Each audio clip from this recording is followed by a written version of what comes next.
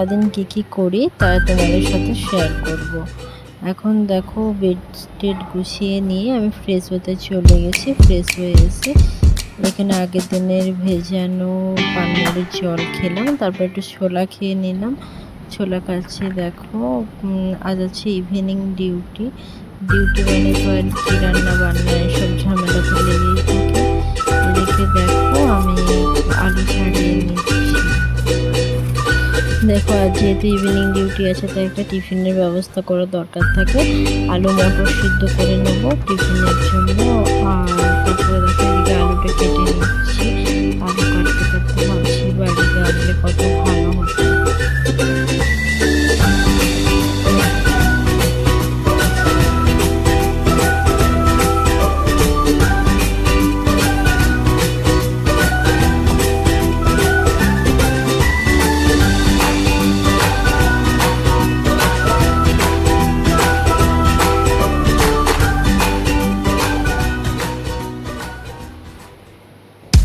তারপরে এদিকে প্রেসার কুকারের মধ্যে সব কিছু সিদ্ধ দেওয়ার জন্য তারপর আলু আর ছোলা এগুলো একসাথে সিদ্ধ করে নেব।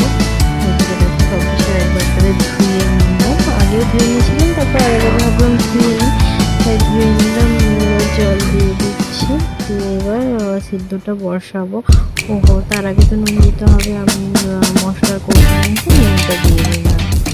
এদিকে সিদ্ধ বসিয়ে দিয়ে এক কাপ চা দুটো বিস্কুট নিয়ে বসে গেছি চা খাওয়াচ্ছি। আর চাটা খাওয়া হয়ে গেছে। বাজার ছিল টুকটাক বাসন কোসন ধুয়ে আসলে জায়গাটা বেশ ভালো তো রেসিপির কিছু রাখা হয় টুকটাক ভালো সঙ্গের কাজ সঙ্গে করে নেওয়াটা খুবই ভালো। যদিও ডিজিটাল খুব লেট লাগে, সেটা করা হয় না। কিন্তু এখন যেহেতু কিনি তাই ঠিকঠাক ভাবে করাই যায়। এদিকে সব কিছু বাসন ধুয়ে নিয়ে আর আজকে লাঞ্চ ছিল খুব ভালো জিনিস রান্না করেছে।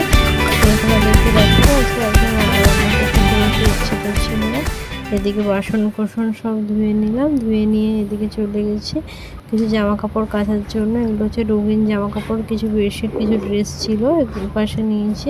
আর ওদিকে নিয়েছি হচ্ছে তোমার ডিউটির ড্রেসটা আর কি।